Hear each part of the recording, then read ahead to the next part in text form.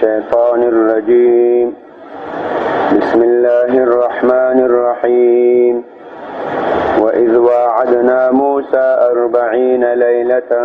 ثم اتخذتم العجل من بعده وأنتم ظالمون ثم عفونا عنكم من بعد ذلك لعلكم تشكرون وإذ آتينا موسى الكتاب والفرقان لعلكم تهتدون بسم الله الرحمن الرحيم سورة البقرة آیت نمبر 150 په دغه ذکر الله تعالی د موسی علیه السلام د قوم د بني اسرائیل یو بل غلط او ناروا عمل بیانوي. هغه داسې ده کله چې موسی علیه السلام په مصر کې و نو موسی علیه السلام د خپلو خلکو ته ویلي د بني اسرائیلو ته چې موږ تاسې به له دې فرعون نه هجرت کوو، له دې نه به ځو، دا وطن دا ځای دا به ورته پرېږدو، شام ته به ځو. شام ته دا مصر چې ده دا مغرب پلو راځي او دا شام چې ده دا مشرق پلو راځي. مصر لمر پرېواته پلو ده او دا شام چې ده دا لمر خاته پلو ده. په منځ کې سمندر د بحر قلزم یا بحیره احمر، بحیره عرب دای مابن کې ده. له دې سمندر نه به تیریږو اوړو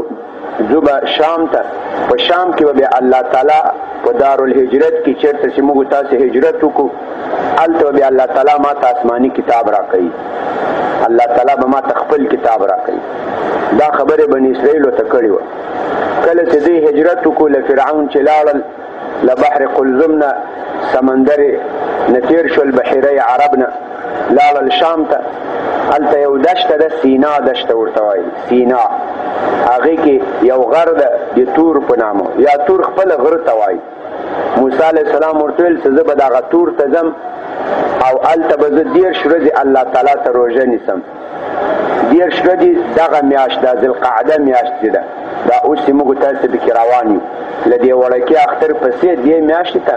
ذوالقعده وایي. دغه د ذوالقعدې میاشت به زه هلته الله ته روژه نیسم، الله به بیا ما ته آسماني کتاب راکوي. قوم ورته بالکل سمه ده. کله چې موسی علیه السلام تور ته روانېدو نو خپل ورور هارون علیه السلام ته ویل چې ته به د ما خلیفه شې، د ما نائب به شې، د ما په ځای به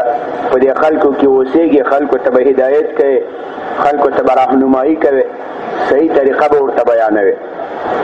هارون علیه السلام خلیفه شو، نائب شو د موسی علیه السلام. موسی علیه السلام لا د 10 ورځو په مخه باندې هلته چې کله لاړ دا 10 ورځې ذوالقعده میاشت تېره شوه، په دې پسې ذوالحجه راځي، د لوی اختر میاشت. په کومه کې چې اختر ده نو په دغه 10 ورځې چې پوره شوې په دغه ورځو کې یوه ورځ له موسی علیه السلام نه مسواک وهل پاته و، مسواک یې نه و استعمال کړی په دا 10 ورځو کې. د هغه د مسواک د قضایي له وجې نه الله ورته ویل چې ته به 10 ورځې نور هم تېروې. 10 خو سولې دا به 40 ورځې کېږي، 10 ورځې به نور هم ته دلته روژه نیسې، ځکه تا نه یو ورځ مسواک پاته شوی ده. نو په دې 10 ورځو باندې 10 ورځې نور هم ور اضافه شوې، 40 ورځې شوې چې د لوی اختر ورځ شوه. موسی علیه السلام له چیلې نه فارغ شو، بس ته 40 ورځې شوې. الله تعالی آسماني کتاب ورکړو. موسی علیه السلام خو داسې قصص. دلته قوم پاته د بني اسرائیل. بني اسرائیلو کې یو کس و د سامري په نامو. سامري دا سامري ګمراه و، منافق و، په زړه کې کافر و، په خوله یې د ایمان چغې وهلې. له موسی علیه السلام سره هجرت هم کړی و، له مصر نه ورسره راغلی و شام ته، هجرت هم کړی و، خو په زړه کې منافق. د موسی علیه السلام خو قوم ته ویلو زه به 10 ورځې تېروم، ذوالقعدې میاشت به تېروم، ذوالحجې میاشتې په اول به زه راځم، الله به ما ته کتاب راکړی. خو ده ته معلومه نه وه چې داسې به له ما چې مسواک پاته کېږي داسې به 10 ورځې پرې زیاتېږي، 10 به په 40 بدلېږي، چله بجې نه جوړېږي. دلته چې 10 ورځې پوره شوې دغه سامري دې منافق دې د بني اسرائیلو ته ویل چې موسی علیه السلام خو هسې غلط شوی. هغه وایي زه الله ته ورځم، الله ته ورځم. هغې نه الله ورک ده، الله یې بیخي پیدا کړی نه ده. زه به دلته تاسې ته الله جوړ کړم. هېڅ یو خوسی جوړ کړو، خوسی جوړ کړو، له خټې له تیږې له هر څه نه جوړ کړو. یا وای بني اسرائیلو یو بل چل کړی و، بني اسرائیل چې په کومه شپه باندې هجرت کول نو دوی خو له دې فرعونیانو له قبطیانو سره ګاونډیان ول په کور کلي کې یو ځای اوسېدل نو د دې په خاطر چې دا فرعونیان په مخ پوه نه شي دا قبطیان او موږ تکلیف نه کړي له هجرت نه منې نه کړي موسی علیه السلام هر اسرائیلي ته وویل چې تاسو به خپل ګاونډي ته ورشئ دا قبطي ته فرعوني ته هغې ته به ووایئ چې زموږ بېګا شپې ته واده ده نو دا زنانه به زنانه ته ووایي چې د بني اسرائیلو زنانه به د فرعونیانو قبطیانو زنانه ته وایي چې زموږ بېګا شپه واده ده په کور کلي کې که ته د خپل سونا چاندي سره زر سپین زر ګاڼې راکړې دا به زه په دې واده کې واچوم سبا به یې بېرته درکړم په دې کې د دوی حکمت دا و چې دا ګاونډیانې پرې پوه نه شي چې دا هجرت کوي هسې خو که د ګاونډي په کور کې کلاره کلاري دی بل ګاونډي سره خامخا سوچ پیدا کېږي چې واله که دا چېرته ده نو په دې طریقه سره دوی ځان له دې قبطیانو له دې فرعونیانو نه پټ کړو هغه چې په د هر قبطي او د هر فرعوني په ګاونډ کې سي د اسرائیلي په کور کې کلاره کلاري وه هغې تپوس نه کول وایي د دې خو واده ده واده ته تللي دي ځکه په کور کې داسې کلاره کلاري ده هر فرعونی دا سوچ کول هر قبطی دا سوچ کول هغه چې سبا شو خبر شو چې دا واده ته نه دي تللي دو هجرت کړی ده سبایي بیا دوی پسې ووتل نو هغه سونا چاندي سره زر سپین زر هغه د بني اسرائیلو له ځان سره راوړي ول دې سامري دلته دا ټول جنې راغونډ کړل دا سره زر سپین زر دا یې په اور کې ویلي کړل له دې نه بیا یو خوسی جوړ کړو ګوساله دا خوسي کې داسې سوړي مړي وکړې غاړونه مارونه یې پکې جوړ کړو د هغو غاړو په منځ کې شپېلۍ میلۍ ورکړې بغۍ ورکړې دا ماشومان چې بغۍ ایسته چې به دا خوسی داسې ودرول دا هوا چې به پرې لګېده په دې غاړو سوړو مړو کې له هغې نه به یو قسم بغارې وتلې بغارې نو ده به ورته ویل دغه ده الله ورته ګوري داسې چیغې وږي په دې کې ایسته بني اسرائیل هم کمعقل خلک ول ایسته دې ته په سجده ورپرېوتل هارون علیه السلام ورته ویل او ظالمانو دا الله نه ده دا خوسی ده الله دا چېرته ده هغوی ته ویل که دې موږ سره ملګری کېږي نه مخالفت به نه کوې که نه یې بیا دې مړ کوو هغه سره یو څو کسان په خپل ایمان او په اسلام ټینګ پاته شول دا نور ټول سامري پسې روان شول موسی علیه السلام چې چله پرس و چې بېرته راغی که ګورې دوی د خوسۍ عبادت کوي اول خو راغی خپل ورور باندې ور حمله کړه هارون علیه السلام چې واله که ما ته نه یې پرېښودلی وې تا ایله دا خلک دې ته پرېښودل هغه یې داسې تر ګیره راونیو داسې تر دې سر راونیو داسې راکش کاغل هغه ورته ویل او د ما د مور زویه یبن امي ای د ما د مور زویه لا تأخذ برأسي ولا بلحيتي ما په سر ګیره مه نیسه ولا تشمت بي الاعداء دا دشمنان مه خوشحاله کوه چې رور له ورور سره په لانجه سو نور خلک په ننداره شو دشمنان مه خوشحاله کوه خپل منځ کې به لانجې نه کوو دا منافقانو کافران مه خوشحالوي موسی علیه السلام فی الحاله پرېښودل چې رښتیا وایي د خپل منځ کې څخه ملانجه دا کافرانو منافقان به خوشحالوي وای خواله که څه چلو وای ما دا خلک منې کړل دې خلکو له ما سره بدماشي کوله زورې وهل زه پوه شوم چې نور په خلکو کې جدایي راځي خلک دوه ډلې کېږي یو به سامریان یو به هارونیان نو خشیت ان تقول فرقت بني اسرائیل بیا زه یېرېدم چې ته به راته وایې چې ګوره بني اسرائیل دې راته دوه ټوکړې کړو نو ما ځکه نور دوی سره زور ونه وهل په بس همداسې مې په خبرو باندې اکتفا وکړه موسی علیه السلام له هارون علیه السلام چې خوشحاله شو چې بلکل تا صحیح طریقه کړې بیا راغی دې خلکو ته وعظ وکړو چې واله که دا خوسی ده دا خدای نه ده هسې دا هېڅ هم نه ده خلک ټول بېرته مسلمانان شوي د خبرې ومنله خوسی راواخیستل اور ته خطا کړو هغه وسوځېدو دوړه دوړه شو دوړه یې راواخیسته په سمندر باندې په هوا باندې پسې ودوړاوه ختم یې کړو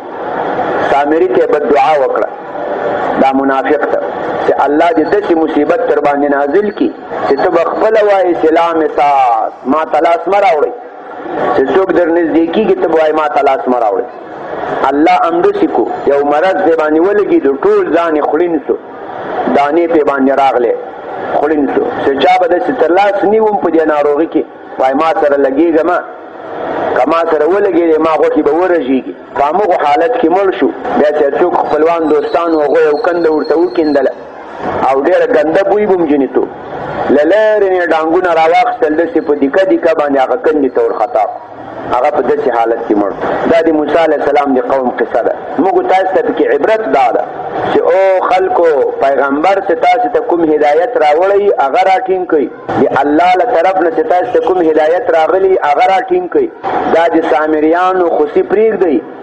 چې تمام ورځ د سامري خوسی په لاس کې نیولې دې ته ګورئ، یا هم د سامري خوسی په دیوال کې لګولی هغه درته چغېږي تاسې ورته ګورئ. دا څه شی دی؟ آسماني کتاب راټینګ کړئ، آسماني کتاب. بس د سامري خوسی هم پیدا کړی هغه درته چغېږي تاسې ورته ناست یاست. په ګڼټو په شپو تر 2 بجو تر 3 بجې د سامري څه شي ته ناست یو؟ خوسي ته ناست یو. دا د الله کتاب راټینګ کړئ، د پیغمبر کتاب راټینګ کړئ، چې الله را لېږلي هغه راونیسئ، دا مه کوئ. وإذ وعدنا او یاد کړئ هغه وخت وعدنا چې موږ وعده وکړه موسی علیه السلام سره 40 لیلة 40 شپې. دا په اصل کې 10 شپې ولې، خو بیا چې یوه شپه مسواک جنې پاته سو هغه 10 په 40 بدل نسوې، چیله جنې جوړه شوه. ثم اتخذتم بیا تاسې ونیو اتخذتم لدین وروسته چې موسی علیه السلام 40 ورځې چیلې ته لاړ، الله ورسره وعده کړې وه چې دې چیله کې به زه تا ته آسماني کتاب درکوم. اتخذتم بیا تاسې ونیول العجل خوسي لره من بعده پس له موسی علیه السلام نه. اتخذتم دا بفیل سی، دا تنبی فاعل سی، العجل دا بمفعول اول سی، مفعول ثانی محذوف ده. ثم اتخذتم العجل بیا تاسې ونیو دا خوسی الهن په معبودیت سره، تاسې خوسی ونیو په عبادت سره، د خوسی عبادتم شروع کو. من بعده پس له موسی علیه السلام نه وروسته له دې نه چې موسی علیه السلام له تاسې نه لاړ. وانتم دا واو بحالیه سی او په داسې حال کې انتم تاسې چې وی ظالمون، تاسې ظالمان وی، تاسې دا د خوسی په عبادت کې ظالمان وی. ولی ظالمان وی؟ ځکه شرک هم کړی وو او شرک خو ظلم ده. لقمان علیه السلام خپل زوی ته وایي یا بنی لا تشرک بالله ان الشرک لظلم عظیم. وایي ای د ما بچنګوړیې ګوره الله سره شریک جوړ نه کې، ان الشرک یقینا الله سره شریکان جوړول، له الله سره نور خدایان جوړول لظلم عظیم دا ظلم دی ډېر لوی. نو تاسې ظالمان واست په دې کار، ولی الله سره شریک جوړ کړی. کله چې موسی علیه السلام خلکو ته بیرته دعوت او تبلیغ وکړو هغه مسلمانان شو، د سامري خوسی هغه یې ټوکړه کو، استخطا کو، سامري ته بد دعا وکړه، هغه باندې الله مصیبت نازل کو. الله اوس دغه ذکر کوي. ثم عفونا بیا موږ عفو وکړه، گذشت مو کو، معافي مو وکړه، عنکم لتاسونه ای بني اسرائیلو، لتاسونه معافي وکړه، من بعد ذلک پس لدینه چې تاسې یو وارې د سامري د خوسي عبادت کړی وو، خو چې کله تاسې توبه وکړه موږ تاسې ته معافي وکړه. ولې م تاسې ته معافي وکړه؟ لعلکم تر څو پورې تاسو تشکرون د الله تعالی شکر ادا کړئ، د الله تعالی شکر گزار بندگان شئ. وإذ آتینا الله تعالی په دې بني اسرائیلو باندې بل انعام یادوي. ویاد کوي هغه خبر چې کله موسی علیه السلام په تور کې چله پرکړه بیرته راغی خپل قوم ته، موږ دته یو آسماني کتاب ورکړی و تورات. هغه څنګه کتاب و؟ په هغه کې هدایت و. هغه څنګه کتاب و؟ هغه کتاب فرقان و. فرقان دا له فرق نه ده، فرق دا جدایی ته وایي، بېلتون ته وایي، بېلولو ته وایي. تورات تم ځکه فرقان وویل چې دا فرق کوي د حق او د باطل، حق او باطل بیلوي. ټول آسماني کتابونه دا فرقان دي، فارق دی بین الحق والباطل. اوس موږ تاسې حلال و حرام پیژنو. ولې پیژنو؟ دا چا را پیژندلي؟ دا دغه قرآن را پیژندلي. اوس دې قرآن ته فارق وایي. موږ خپلو پردی پیژنو، خور و مور و لور پیژنو، فرض واجب پیژنو، عبادت و اطاعت پیژنو، توحید او شرک پیژنو. څنګه پیژنو؟ دې قرآن را پیژندلی، دې را قبیل کړي. آسماني کتاب ته فرقان وایي. وإذ آتینا او یاد کړئ هغه وخت چې موږ ورکو موسی علیه السلام ته الکتاب آسماني کتاب تورات ورکو، والفرقان او ورم کو ته فرقان، فرق کون کوي، بیلون کوي، جدا کون کوي بل بین الحق والباطل. فرقان ورکو هغه کتاب چې هغه د حق و باطل منځ کې جدایي راوستله. ولی لعلکم تهتدون تر څو پورې تاسو په هدایت برابر شئ. تر څو تاسې سیده لاره باندې برابر شئ. دې په خاطر باندې موسی علیه السلام ته دا آسماني کتاب ورکو. الله تعالی بیا دې بني اسرائیلو ته د توبې طریقه ور وښوده چې ای بني اسرائیلو تاسې خو د خصوصي عبادت وکړو، ګناهګار سوی، مشرکان سوی، ظالمان سوی، اوس به تاسې الله ته توبه کوئ. د بني اسرائیلو څنګه توبه وه؟ د هغوی توبه داسې وه دا ټول ګناهګاران به راووتل، یو صفا میدان ته به راغلل، داسې اوار دشتو بیابان ته به راغلل او ټولو ګناهګارانو به چړې راواخیستې، تورې به یې راواخیستې، دا به یې په لاسونو کې داسې ونیولې، بس ولاړ به ول. په دې کې به له اسمان نه وریځ راکوز شوه، وریځ به راغله، دوی به ټول په وریځ کې پټ شول، تیاره به سو، هېڅ به هم نه ښکارېدل. بس ذاتي به دا تورې وهل شروع کړل، خالي وهل کوه، دې ته به دې نه کتل چې پلار ده که ورور ده که څوک ده، تیاره به هېڅ به هم نه ښکارېدل، وهل به دې کول کول کول تر څو پورې چې به دا وریځ بېرته پورته شوې نه وه. نو هغه وریځ به نور ذاتي الله تعالی ته معلومه وه چې 10 منټه 20 منټه 1 ګنټه نیمه ګنټه هغه د الله تعالی خپل اراده و خپل کار و. چې وریځ به اوچته شوه بېرته به دې خپل لاسونه ونیولل، وهل بند شول. په دې کې چې به څوک مړ و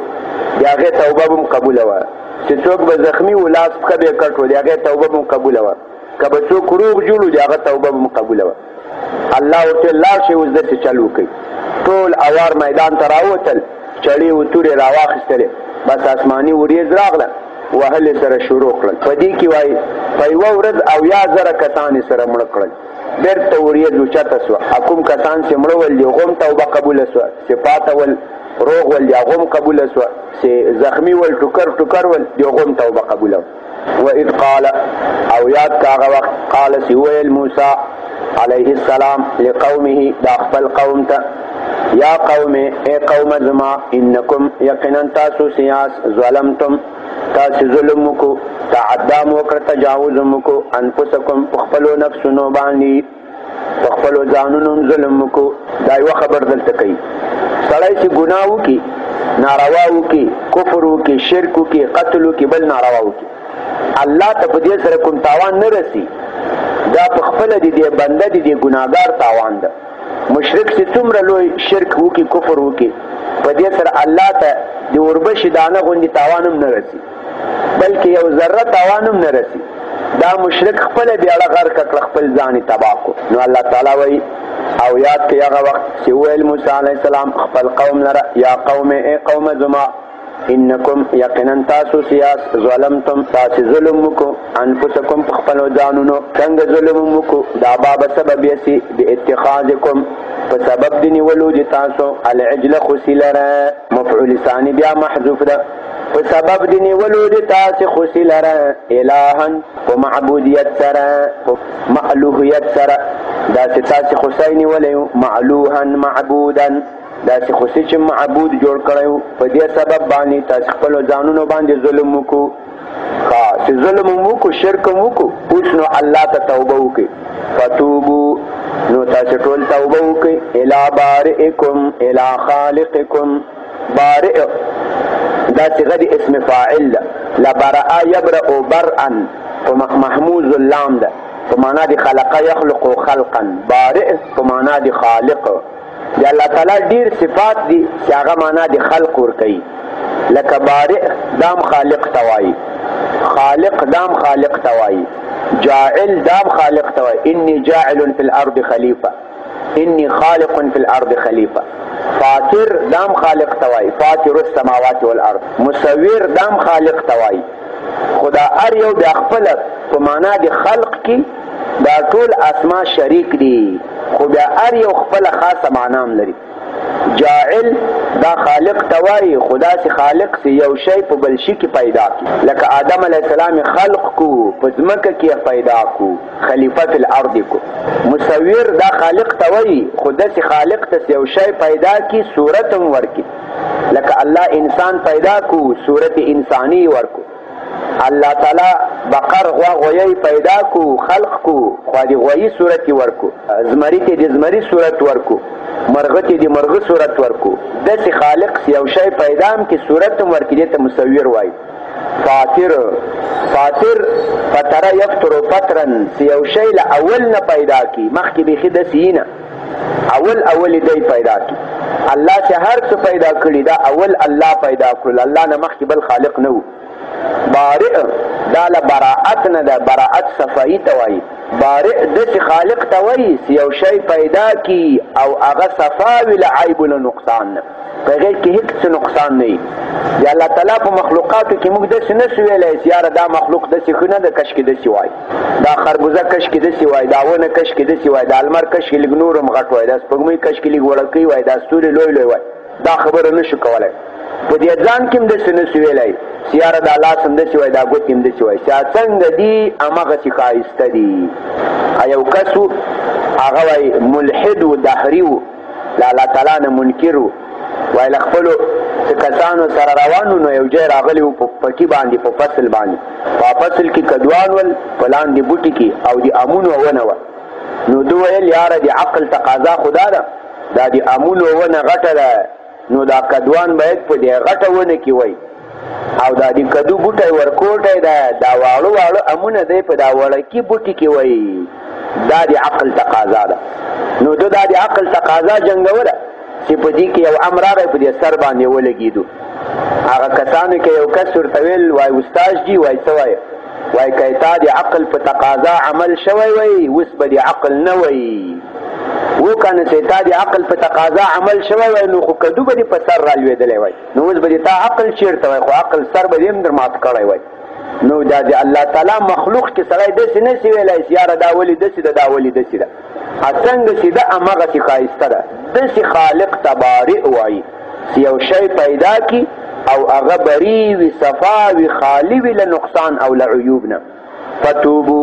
نو تاسې توبه وکړئ الی بارئکم خپل خالق ته هغه خالق چې هر څه پیدا کړي دي صفا له عیوبو نه صفا له نقصاناتو نه څنګه توبه وکړئ دا په تفصیل یې فقتلوا انفسکم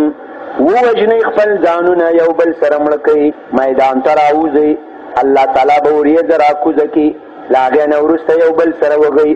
دا د بني اسرائیلو توبه وه د مونږ توبه داسې نه ده د مونږ بس الله ته به سړی عذر زاری کوي ذالکم یقینا دغه توبه خیر لکم دا ډېر غوره ده تاسو ته عند بارئکم په نزد پروردګار د تاسو په نزد خالق د تاسو دې راووتل میدان ته همدغه طریقه یې عملي کړه فتاب علیکم نو رجوع د رحمت وکړه الله تعالی علیکم پر تاسو باندې انه یقینا د الله تعالی چې هو التواب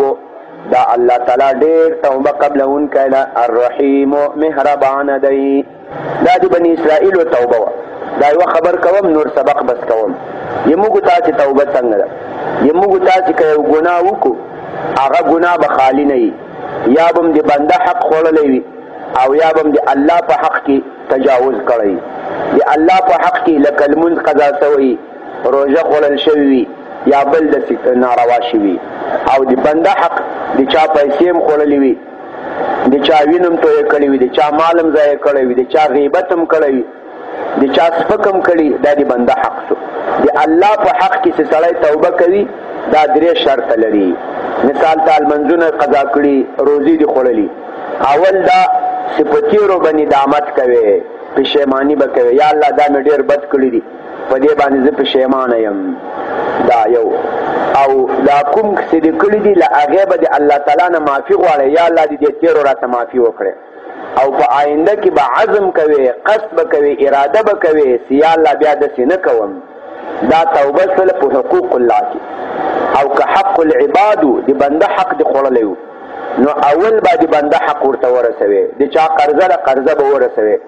د چا مال دې ضایع کړی روپۍ به ورسوې د چا غیبت دې کړی هغه ته به وایي چې وروره ما تا غیبت کړی و معافي راته وکړه دا اول به لا کس نه معافي وغواړې هغه حق به هغو ته ورسوې له هغې نه وروسته په تېرو کارو به ندامت وکړې پښیماني وکړې په آینده کې به کلک عزم وکړې اراده به وکړې زه به بیا داسې نه کوم او له تېرو نه به د الله نه معافي مو غواړې چې یا الله دا ته معاف کړه له دې نه وروسته به زه څه نه کوم بس الله به دا حق تا ته معاف کړي دا د موږ تاسې توبه ده د موږ په دین کې آساني ده اسانتیا ده نظر مخکنیو ادیانو ته د هغوی دا توبه ډېره سخته وه د موږ توبه ډېر اسانه ده دا دی الله تعالی یو فضل یو رحمت ته الله تعالی دا دی نبی علیہ الصلوۃ والسلام په امت باندې کړی. استغفر الله تعالی لي ولكم ولسائر المؤمنين وصلى الله تعالی على خير خلق محمد وعلى آله وصحبه اجمعين. یا الله دې موږ دا درس او تدریس خپل حضور کې قبول او منظور کړي، د نیکو اعمالو توفیق هم نصیب کړي، دنیا او آخرت سعادت هم نصیب کړي، ټول نیکان صالحان دي الله بندگان جوړ کړي. یا الله په مالونو په عمرونو کې خیر او برکت واچوي، لبد او افعال او اخلاق نو وساتي. طالبانو ته دعا وکړي الله تعالی دې د دین عالمان با عمل جوړ کړي، د موږ د نور نوجوانان الله تعالی دې نیکان صالحان د دین خادمان جوړ کړي. الله تعالی دې ټول نوجوانان د خپل مور او پلار تابعدار جوړ کړي. الله تعالی دې پلارونو د مورانو لنا فرمانی نه وساتي. ربنا تقبل منا انك انت السميع العليم وتب علينا انك انت التواب الرحيم وصلى الله تعالى على